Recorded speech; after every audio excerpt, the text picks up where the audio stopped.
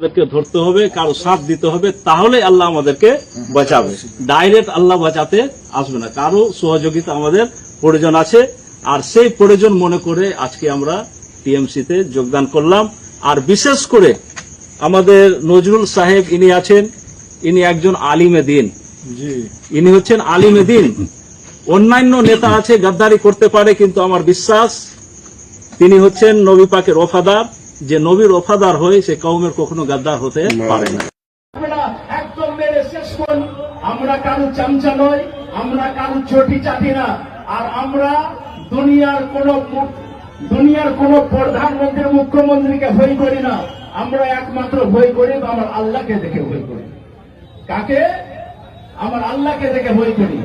এবার আসল প্রশ্ন আর দু একটা উত্তর আপনাদের সম্মুখে আমি দেব, ধ্যান দিয়ে ভালোভাবে মন লাগিয়ে শুনবে। প্রত্যেকে ভিডিওটা শুনলেন এবং প্রত্যেকে আপনার ভিডিওটা দেখেছেন। আমি প্রত্যেক মুসলমান ভাইদেরকে কিংবা বোনেদেরকে আমি বলতে চাই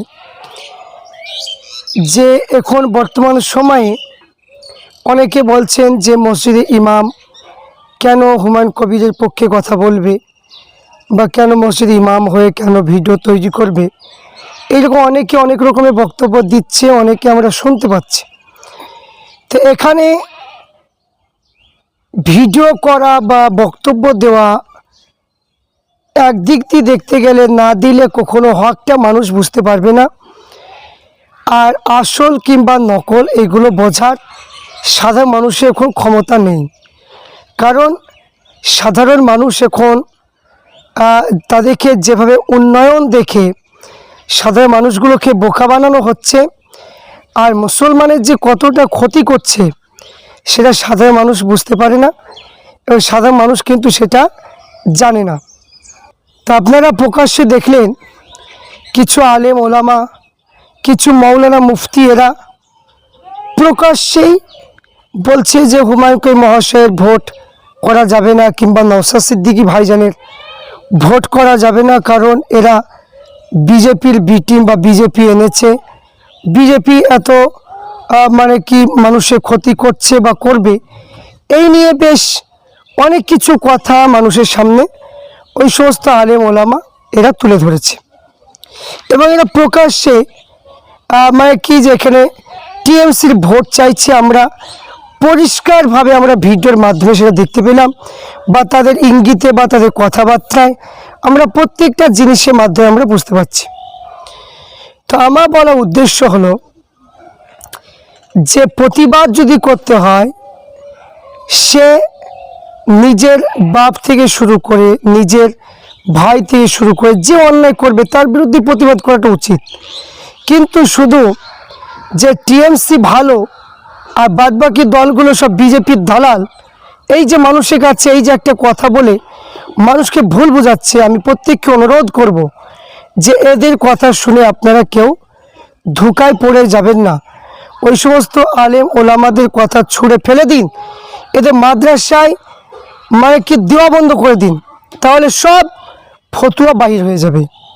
কারণ এরা এর আগে বলছিল যে হুমায়ুন কবির মহাশয় নাকি বিজেপির কাছ থেকে 1000 কোটি টাকা নিয়েছে, 1000 কোটি টাকা। তো 1000 কোটি টাকা এটা ছেলে খেলার মোয়ানা, তো বললে সে টাকাটা দিয়ে দেবে। তো এখানে যেহেতু 2026 আর কটা দিন বাকি আছে, আজকে 18 তারিখ, প্রত্যেক মানুষকে আমি একটা কথাই বার্তা দিতে চাই, পার্লামেন্টের জন্য যে সমস্ত মুসলমানের ধর্মকে নিয়ে বা মুসলমানকে নিয়ে যারা লাঞ্ছিত বঞ্চিত করবে, যে কোনো মানুষ মুসলমানের ধর্মকে নিয়ে যা রাজনীতি করবে বা এসআই যাদের নাম বাতিল তাদের হয়ে কথা বলার জন্য বিরোধী কিছু আমাদের এমএলএ প্রয়োজন। এই জন্য আমাদের প্রিয় নওশাদ সিদ্দিকী ভাইজান তিনি যদি কিছু আসন পায়, কিংবা হুমায়ুন কবির মহাশয় তিনি যদি কিছু আসন যদি পায়, অবশ্যই আমাদের সেটা উপকার হবে। পার্লামেন্টে গিয়ে সেই কথাটা তুলে ধরার একটা লাইন থাকবে। আর আজ যদি আমরা বলি যে না, যে এরা বিজেপি, এটা একদম ভুল কথা। বিজেপি কোনো দিন এরা আনেনি বা বিজেপির সঙ্গে এরা করে হাত মিলায়নি বা মিলাবে না। যারা বলছে বিজেপি আসবে, আপনি একটু পরীক্ষা করে দেখুন, যে দিদি বলেছিল যে আমার জীবন থাকাকালীন এনআরসি হতে দেব না, এনআরসি বিজেপিরা করেছে, সমর্থন দিদি করেছে, তাহলে পার্থক্য কি হলো? তাহলে মানে কি বিজেপি দুজনেই। তারপরে বললেন কি যে রামায়ণ শেষ হয়ে যাবে, মহাভারত শেষ হয়ে যাবে, কোরআনের মানে কি কথা শেষ হয়ে যাবে, তবু ওর প্রকল্প বা ওর জীবন কাহিনী শেষ হবে না। নাউজবিল্লাহি মিন জালিক। তাহলে কত বড় একটা কথা, যে একটা মারাত্মক কথা, যে এই যে বলছে আপনি এই সামান্য কিছু যুবশ্রী, রূপশ্রী কিংবা কন্যাশ্রী এই সমস্ত টাকাতে আপনার কোরআনকে এই যে এরকম করে অপমান করবে, আপনি এই টাকার জন্য বিক্রি হয়ে যাবেন, আপনি মুখ বুজে থাকবেন একজন আলেম ওলামা, একজন মৌলানা হয়ে আপনি কিছুই প্রতিবাদ করবেন না। আর হুমায়ুন কবির মহাশয় কিংবা নওশাদ সিদ্দিকী ভাইজান, তারা যখন কিছু বলবে আর সেটা নিয়ে তার বিরোধিতা আপনারা গাইতে লাগবেন। এই জন্য জনসাধারণ, মেয়ে ছেলে বেটা ছেলে সবাই এখন খবর শুনে সবাই জানে বুঝে, এই জন্য ওই সমস্ত আলেম ওলামাদের কথা কেউ প্রাধান্য দেবে না। কারণ এখন জনগণ মানে কি রায় নিয়েছে যে আমরা যে হুমায়ুন কবির মহাশয়কে এবার প্রত্যেকটা দল করেই দেখলাম, এটা নতুন দল করে দেখি। তাই ৭৪ নম্বর নওয়াদা বিধানসভা কিংবা রেজিনগর থেকে শুরু করে যতগুলো হুমায়ুন কবির মহাশয় তিনি প্রার্থী দিয়েছে কিংবা নওশাদ সিদ্দিকী ভাই প্রার্থী দিয়েছে, প্রত্যেক জায়গাতে আশা রাখছি যে বিপুল ভোটে এরা জয় হবে। কারণ এখানে পার্লামেন্টে মুসলমানের হয়ে কথা বলার মতো কোনো মুসলমান নেতা পাওয়া যায় না।